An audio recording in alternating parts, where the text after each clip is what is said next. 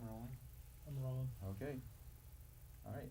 My name's Robert Bauman, and I'm conducting oral history interview with Mr. Bob Petty. Today is July 10th of 2013, and the interview is being conducted on the campus of Washington State University, Tri-Cities.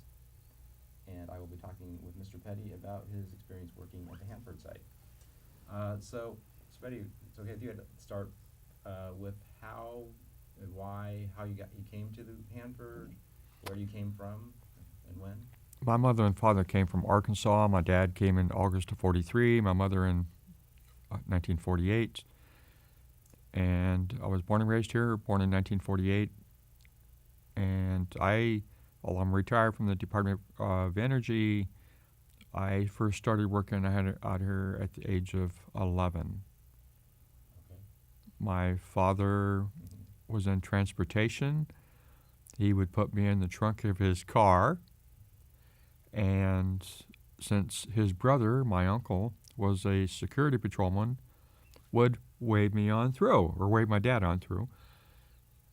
And this went on for several years. And my dad kept me hidden for those 2 years.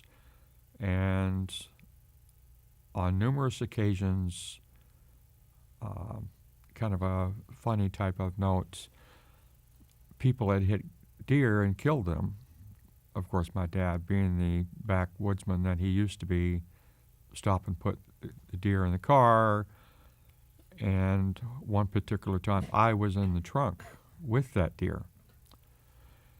And I am screaming, I want to go home, I want to go home. Well, we didn't go home. And so, but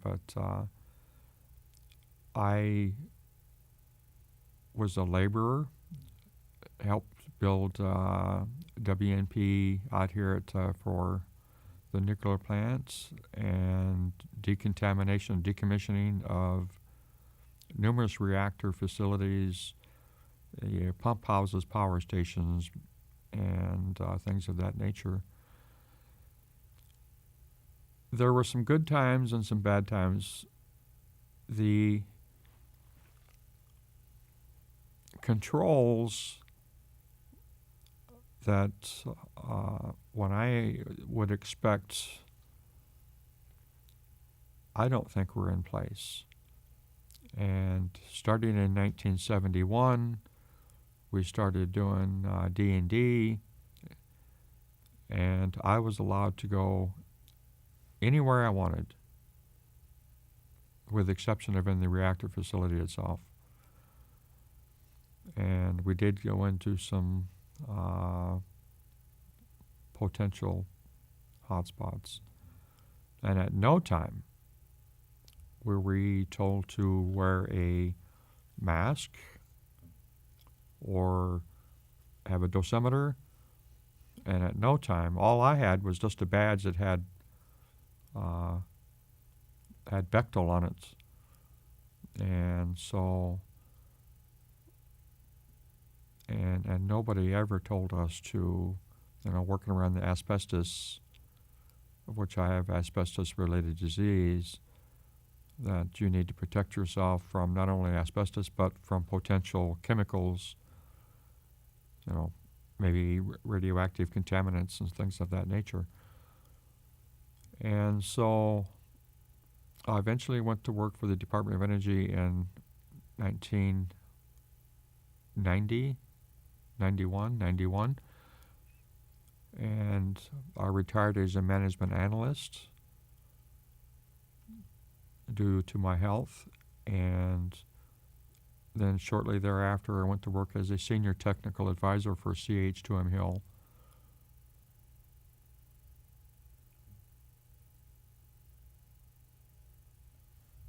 I'm going to ask you to go back a little bit and Sure. go back to the stories first of as an 11-year-old, your dad taking you out to the site. So he was in transportation? Yes. And do you know, so he came during the war, correct? Mm-hmm. How did he, from Arkansas, do you know how he heard about Hanford? Well, my dad originally was in the Civilian Conservation Corps in central Arkansas, and he had heard about this place out in the desert. And when he got here, I do remember him telling me, he passed away in 82, that, oh my God, what have I got myself into? It is hot. There are windstorms that you just couldn't believe how bad they were. And so he came up here. My mother and father were married at the time.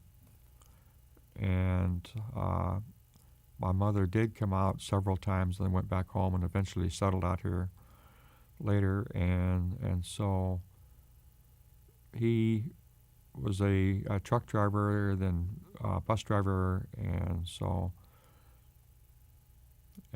then after my mother moved out here, she worked out here from 48 to I think about 1950, working next to a hot box, and she became contaminated, and she eventually died of lung cancer, bone cancer, skin cancer, multiple myeloma. But when she was contaminated, she was pregnant with me. And now I am involved in litigation over this. But, trying to prove something is not easy. Where was she working at the time? She's working in the 300 area. I don't remember which building it was. I am not positive the location, but I think it was there. But and what was her job at the time? I really don't know. No, I couldn't say that for sure. And my mother had been died for a number of years, and so there's a lot of questions you don't get to ask that you would like to have asked, and so, yeah. And you were born in 48? Yes, November 48. Okay. And did you have other siblings? Or? Yes, I have 3 sisters, 4 sisters. One is gone. So I have 3 remaining sisters, and one now works at Oak Ridge, and I have 2 that live in, one in Pasco, one in Kennewick. And when your dad first came to work here, he came basically by himself. Your mom would come visit, Yes. sort of, and then. Yes. And did they have any kids at that point, or was it just? No. My oldest sister wasn't born until June of 1944. But my mother had went back home, then came back numerous times. And when your mom was working here, and you said she had this incident of being exposed, did she know what she was working with at the time? Do you know? not really. And now there are procedures in place, or if a woman is pregnant or think they may be pregnant, they're not allowed to go in any potential hotspots. That was not the case back then.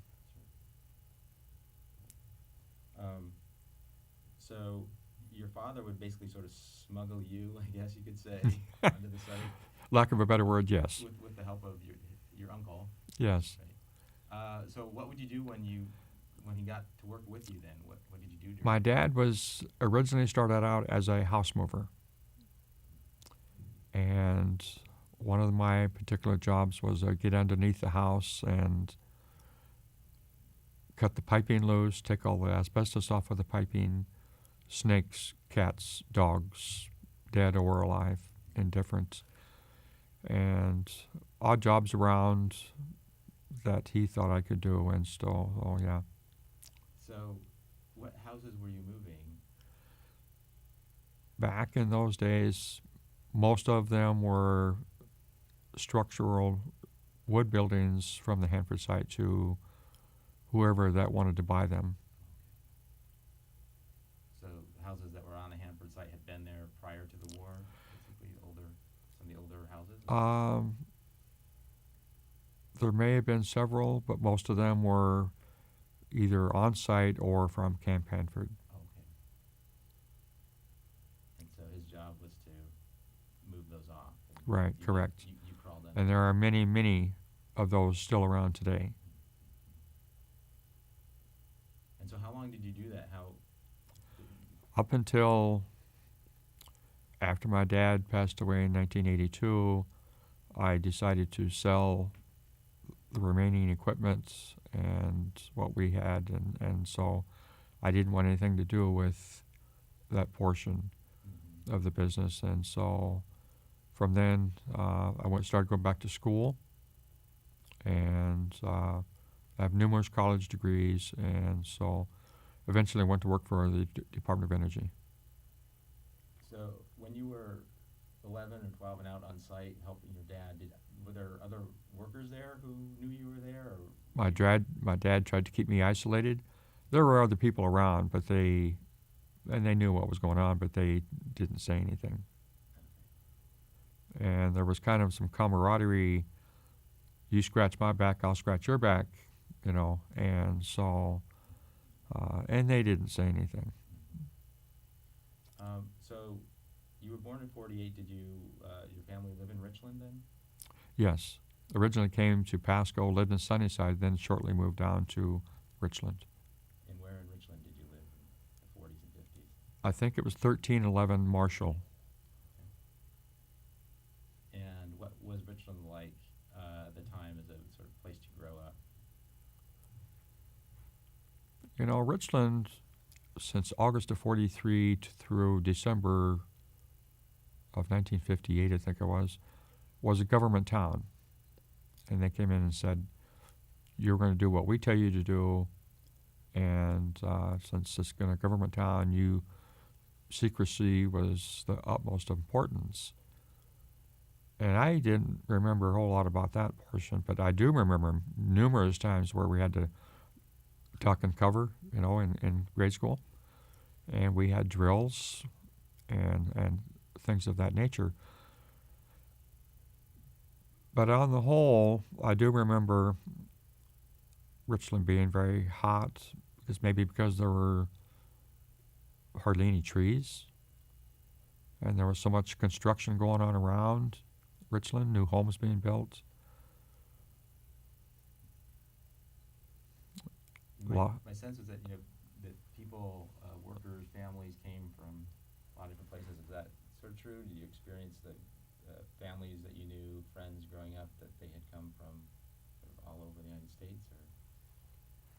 Or My dad did tell me when he first came out here, there were people from all over the nation, just about every state in the Union, and the men stayed in the men's barracks and the women stayed in the women's barracks, even though they may have been married, until they got until their name came up for a house. And times like that were very tough on my mother and father. And I do remember meeting numerous people when I was young telling me that they were from maybe New York or Connecticut or something like that. Yeah. And when you're growing up, do you remember any special community events, parades, any of those sorts of things in Richland, Frontier Days? I do have pictures of parades, and I have a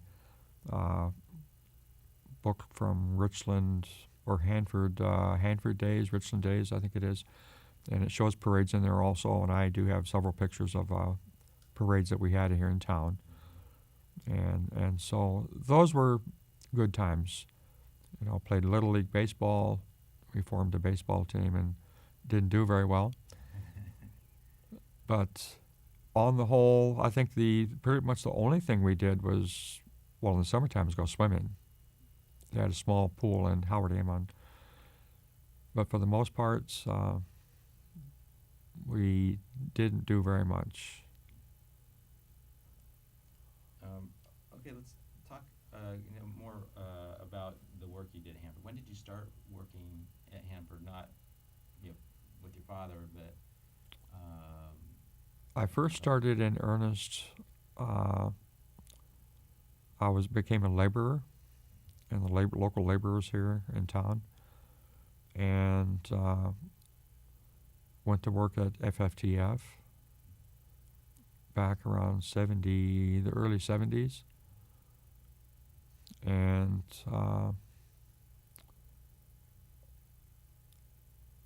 some things that went on I won't say on camera, and they're not very nice. And when FFTF was first started, it was projected to be about $79 million in costs. And that particular job being a cost plus contract ended up being almost $800 million, which you see today, in fact. And my job was just basically a laborer, a broom, shovel, hammer. Doing construction and... Yeah, and it was not uncommon at all to have 6 or 8 laborers on a one-man job. That was very common. And that was, you were working for, with one of the contractors? Working for Bechtel, Chicago Bridge and Iron. Yes. McMillan Brothers. And that was in the early 1970s, you said? Yes. Okay. And then earlier you had mentioned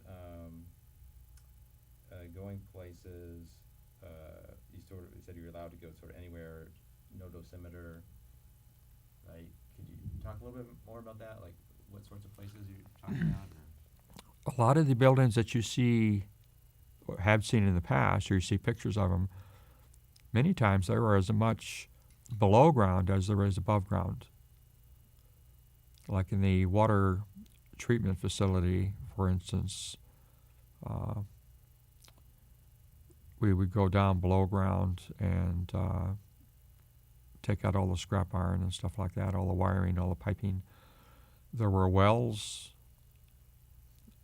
numerous wells around those sites that we went in, and they had a thick brass shaft. We would go down into the well and cut that off and scrap the brass out. And there were numerous of those around, and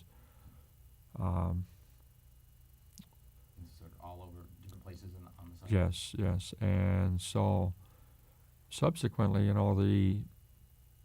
I was young, but and then when I became a laborer, and we pretty much just had the free run of all the facilities, with the exception of the reactor itself. And at no time did I ever think I was in danger.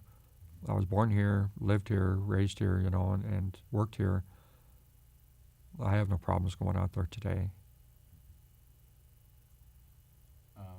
Now I know, especially during the war and early Cold War years, security obviously was very tight. You had to ride in the trunk of your Asgardia through the. When you were actually a laborer, was there still a lot of security? Did you have to have any special clearances, anything along those lines? Or?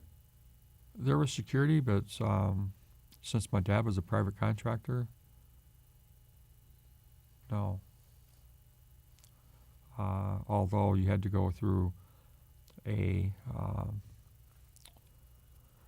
checkpoint, several checkpoints in fact, entering and leaving, and they would check your vehicle for maybe any contraband, drugs, weapons, or alcohol. And if your car did not have a sticker on it, it had to be searched. But since my dad at times had special privileges, was not. And so, here's a little story that I put myself through school, and I was working weekends but working full-time here, and I gave a tour to a group of senior citizens from Boston. And I got everybody on the bus, and a little old lady with a cane sat up next to me, and we got to talking, and she says, "Oh, goody, I want you to take me out and show me where the cowboys can shoot the Indians." And she actually believed that they did that today out here. And she asked me what kind of work I did, and I says, well, this is a former nuclear weapons plant. Oh, what do they do out here? Well, I said they made plutonium production for nuclear weapons. And she got up and moved to the back of the bus. And that paradigm has not changed in many people's minds, and so they still have a perception where if they get anywhere near here, they may become contaminated. Potentially, maybe yes, but highly unlikely. Highly unlikely. And so, um, I had the perception when I worked out there, I'm not gonna get contaminated, or I'm not gonna get sick or something like that. Well, I was wrong.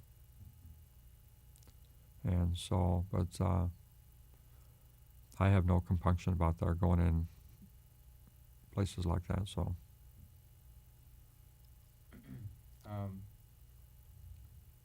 So you worked for Bechtel, and then in '91 you moved to DOE. Is that right? yes, Okay. And what sorts of work did you do there? I started in procurement since I have a procurement degree, worked in contracts, and after 3 years there, I moved to the different side of the house, worked on environmental safety and health as a management analyst, and I was more of a technical person, wrote maybe technical reports, read them, made recommendations to the assistant manager, who was the boss of my director. And although I have numerous college degrees, I am not a scientist or anything like that. I'm more of basically just a paper pusher.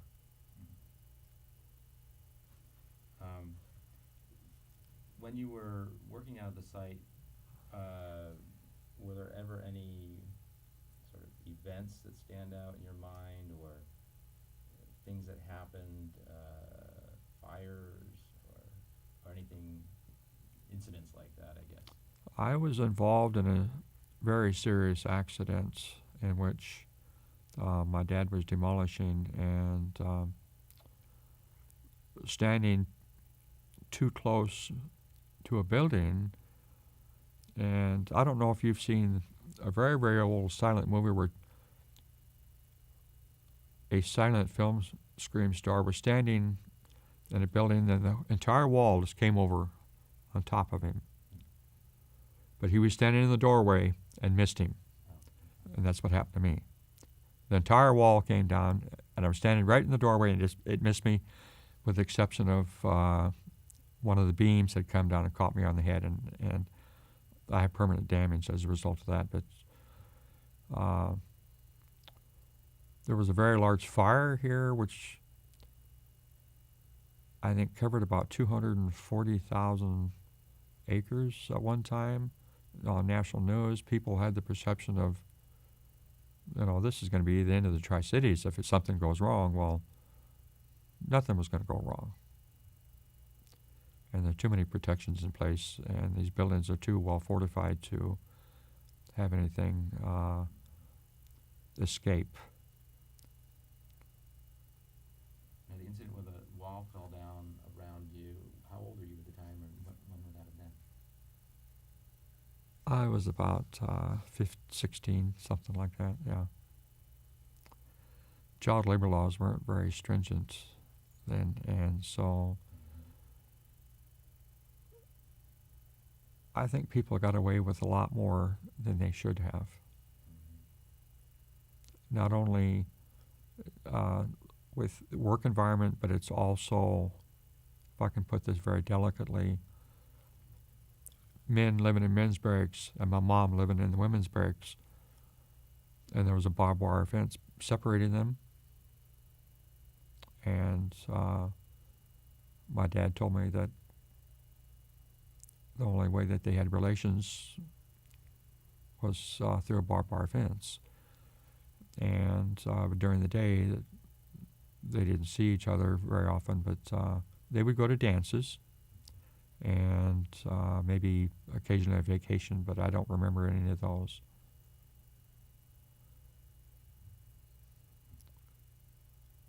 Did you have any other stories about his time here before your mom was here permanently?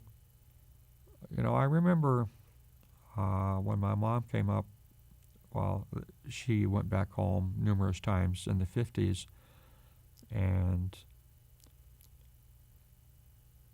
everything she cooked was fried. fried everything. And she would take the grease and make it into gravy. And man, I thought that's the best food in the world. But now my veins kind of cringe, and that was the way predominantly a lot of the diet that people had back then. And so, but I do remember catching several rattlesnakes out here when I was young, at a young age. And so, which I don't remember playing with them, but I do remember catching them, and I just let them go. President Kennedy visited the Hanford site in 1963. Correct. For the NPR. I wonder if you would have been 15 at the time, roughly? Yes, I was 15 at the time. At the time I seen him, he was maybe 40 feet away. And, of course, my mom thought he was the best-looking man she'd ever seen. And I thought it was a very, very interesting, very cool. I get to meet, see the President of the United States, and which he wasn't the first, or, he was the first, but he was not the last. But overall, I thought John Kennedy was very, very likable. What else do you remember about that day, or him being here at the time? When he first arrived, I looked out there and I seen a mass of people, and I do remember first thinking, all these people can't be here for the president, but they were, and I really didn't grasp the ramifications of maybe his political influence being the president, and I really wasn't interested in that type of thing when I was growing up. And it kind of dawned on me that this is important.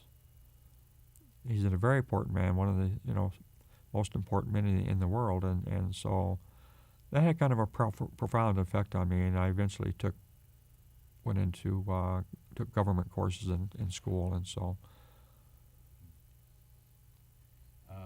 Any other times when you were working there at Hanford that you remember dignitaries coming, or other presidents or anything like that?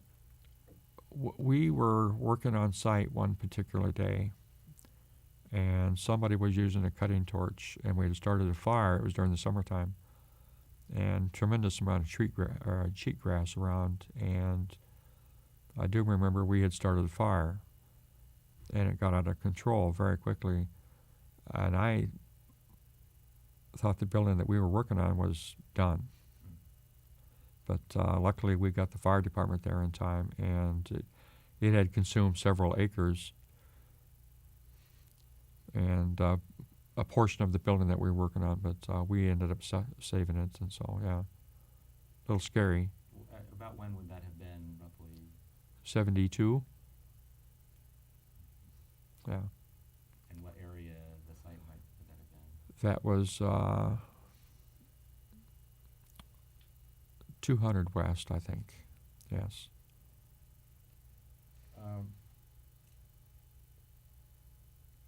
Overall, how would you describe Hanford as a place to work? In the 40s, 50s, 60s, there was a mindset that it was just a job.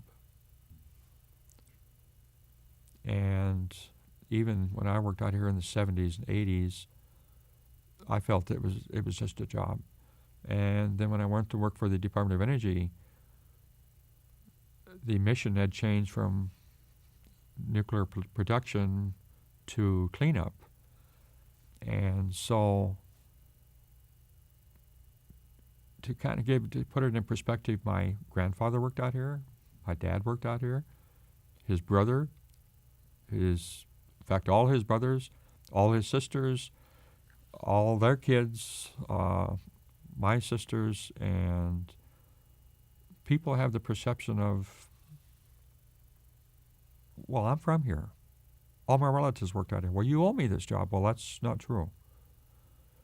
And when I worked at DOE, the manager came in one day and we had an all-employees meeting. He said, all you employees are very well educated, make very good money, have numerous college degrees. We do not owe you a job, and that's true. And I feel that's the same way here at Hanford. We do not owe them a job. Most of those people are very well educated. And so in the next 20 years, things are going to be ramping down, probably more so than they are now. And today's paper said that one firm here in town was going to be reducing their staff by 90%. And I think people need to become aware, well, the well is going to run dry. It was good while it lasted, and I made very good money here. And I knew my time wasn't going to be here forever, and so, but people, I think, need to change their paradigms, and I certainly changed mine. And we had some very, very good times out here, and a few bad, but and since we have changed to environmental cleanup, everything we do is scrutinized. And from, if you spill a quart of gasoline or paint, it has to be written up and they have to make a report. And just to give you an idea of, very, very stringent. When did you notice that change? Was it when it shifted from production to cleanup more, or was that? I think I first started to know the change about 1988, I think it was, when they first, what happened at Chernobyl. I think that was a major turning point. And then they seen the similarities between Chernobyl versus the Indian reactor. Although I don't think that could have happened at the Indian reactor. And I think from that point on, from the point they shut it down here at the Indian reactor, they started to focus more on environmental cleanup. I want to go back a little bit and ask you a little bit more. You one of your first jobs working FFTF. Mm-hmm. That became somewhat of a controversial facility to a certain extent. Very much so. Not so much, although it was a cost-plus contract, not so much during the construction and operation, in the initial operation, because that actually was never really used. There wasn't a whole lot of controversy, but the controversy came later when the government wanted to shut it down. And that's a tremendous amount of money just to let loose of. And it could have done a lot of good. But the government finally decided that it would be best if they shut it down. And a great number of people think it was political, which it may have been, I don't know. Although I'm going to keep my thoughts to myself, and I'm not going to say anything about that. But although when they did shut it down, I do remember doing a number of correspondence with different people from Washington, D.C., here at the Hanford site and at DOE here, regarding to the FFTF.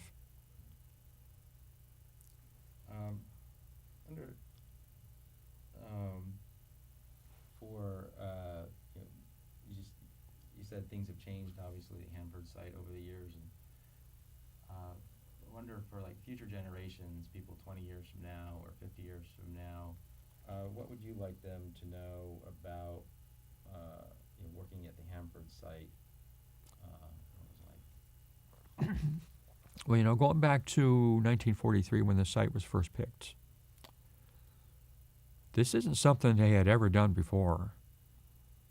And their number one priority, number one goal was to end the war. And now their number one priority is to clean up this mess. This isn't something they've ever done before either. This is the largest cleanup project in the world.